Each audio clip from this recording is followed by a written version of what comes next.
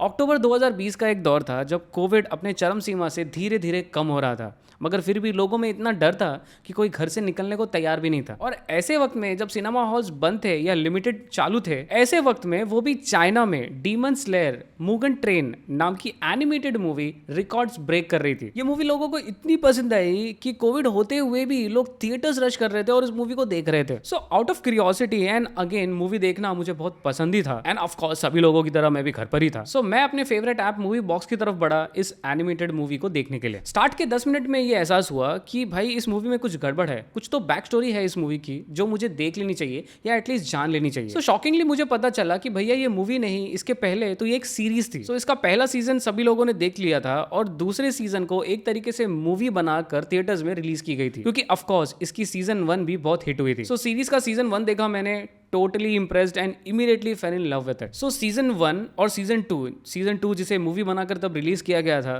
दोनों ही मुझे बहुत अच्छे लगे। एंड अगेन मैंने दोनों को ही रिव्यू किया है, आप यहाँ पर क्लिक करके उसे देख सकते हैं, डिस्क्रिप्शन में आपको लिंक भी मिल जाएगा। एंड अगेन इन दोनों ही सीजन को आप नेटफ्लिक्स पर देख सकते हैं, जो कि 650 का एक महीने का आता है, मगर हम आपको देते हैं मात्र 215 रुपये में एक महीने के लिए। कैसे ये जानने के लिए या तो यहाँ पर क्लिक करके हमारे डिटेल वीडियो को देखिए या फिर इस वीडियो के डिस्क्रिप्शन में दिए गए हमारे व्हाट्सएप नंबर पर तुरंत कॉन्टैक्ट कीजिए। सब्सक्राइब कीजिए फिटफ्लिक्स को और बेल आइकन को दबाइए लेटेस्ट मूवी अपडेट सबसे पहले देखने के लिए।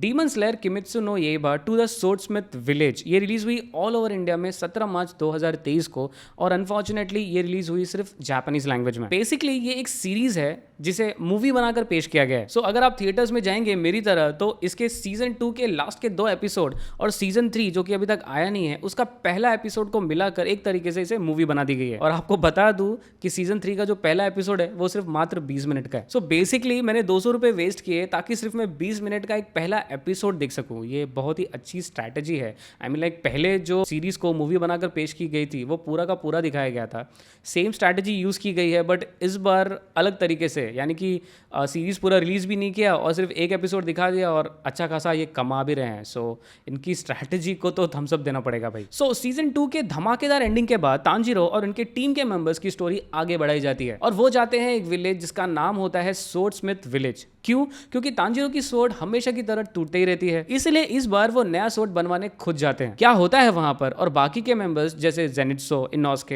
एंड ऑफ कोर्स हम सबके फेवरेट नेजुको कहां पर है, क्या कर रहे हैं, जिंदा है भी या नहीं, और हमारे मेन विलन मुजन वहीं पर अपने अपर रैंक्स के लोगों की मीटिंग रखते हैं। क्यों रखते हैं? कुछ इसी स्टोरी को हम 20 मिनट में देखते हैं इस मूवी कम सीरीज में जिसका नाम है Demon Slayer Kimetsu no Yaiba to the Swordsmith village.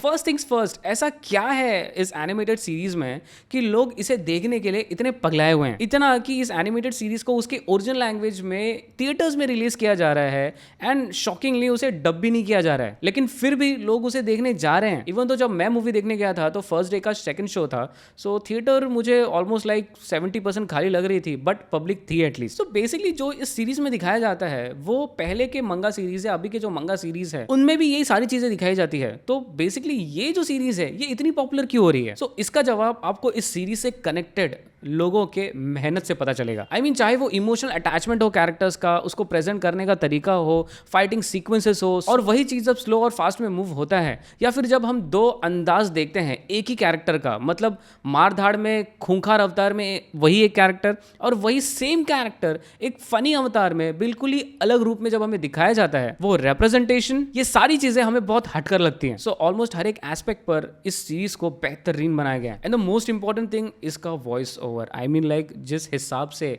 Japanese लोग इसे डब करते हैं, I mean I don't have a slightest idea कैसे करते हैं, बट तारीफ करनी पड़ेगी। इसे तो डब करना हिंदी में सबसे खतरनाक और मुझे लग रहा है कि सबसे मुश्किल टास्क होगा कि इस जापानीज सीरीज़ को हिंदी में डब करना। आई मीन मैंने अभी तक इसे हिंदी में देखी नहीं है, मतलब सीजन 3 तो अभी तक हिंदी में आई नहीं है, लेकिन सीजन 1 और सीजन 2 जो है हिंदी में ऑलरेडी डब हो चुकी है और क्रंची रोल पर अवेलेबल है। बट कहना पड़ेगा जो जापानीज डबिंग है, आई मीन जो वॉइस ओवर है, मतलब जो हिसाब से ये चिल्लाते हैं, जो हिसाब से एक्शन होता है, हर एक कैरेक्टर का वॉइस ओवर, आई मीन जो एक्शन सीक्वेंसेस है वो तो अच्छे होते ही हैं, मार धाड़ वो तो अच्छा लगता ही है, बट जो वॉइस ओवर होता है उस वॉइस ओवर में मतलब एक तरीके से ऐसा लगता है कि हमारे रोंगटे खड़े हो जाते हैं, मतलब हमारा खून खौलने लगता है कि मतलब लिटरली हमें ऐसा लगता है कि हम इस सीरीज के अंदर हैं। अब चाहे वो एक्शन सीक्वेंसेस में वॉइस ओवर हो या फनी सीक्वेंसेस में वॉइस ओवर हो, दोनों ही सिचुएशन में वॉइस ओवर बेहतरीन है। सो अब आते हैं सीरीज पर। सो बेसिकली 20 मिनट के पहले एपिसोड में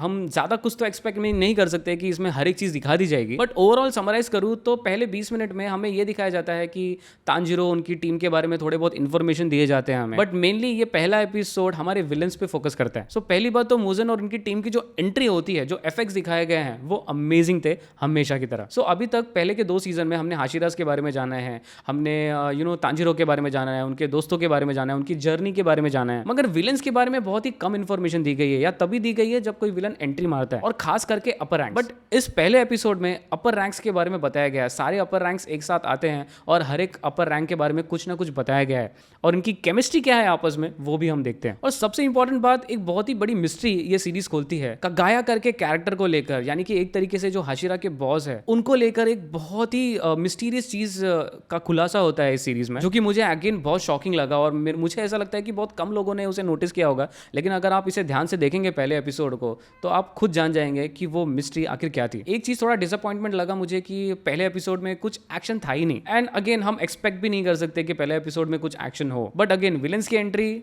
मुझे ऐसा लगता है कि जो मैंने 200 रुपये दिए 20 मिनट के लिए, आई थिंक मेरा पैसा वसूल हो गया वहाँ पर। मतलब मैं इस सीरीज को लेके इतना एक्साइटेड हूँ कि भैया ये अगर दूसरा एपिसोड रिलीज करें ना और बोले भाई 200 रुपये दो और दूसरा एपिसोड देखो, तो मैं उसके लिए भी रेडी हूँ। सो डिसीजन आपका है, आप 20 मिनट के लिए इसे थिएटर में जाके देखना पसंद करेंगे या वेट करेंगे कि ये नेटफ्लिक्स या क्रंची रोल जैसे OTTs पर आ जाए, तो ये आपकी मर्जी है, बट मेरी माने तो इसे थिएटर्स में जाके जरूर देखें। और ध्यान रहे कि मैं इसे रेट करने वाला हूँ सिर्फ और सिर्फ इसके पहले एपिसोड पे। सो ओवरऑल दोस्तों, इन सारी चीज़ों को ध्यान में रखते हुए अनफॉर्चुनेटली मुझे इसके पहले एपिसोड को रेट करना पड़ेगा 6 आउट ऑफ 10।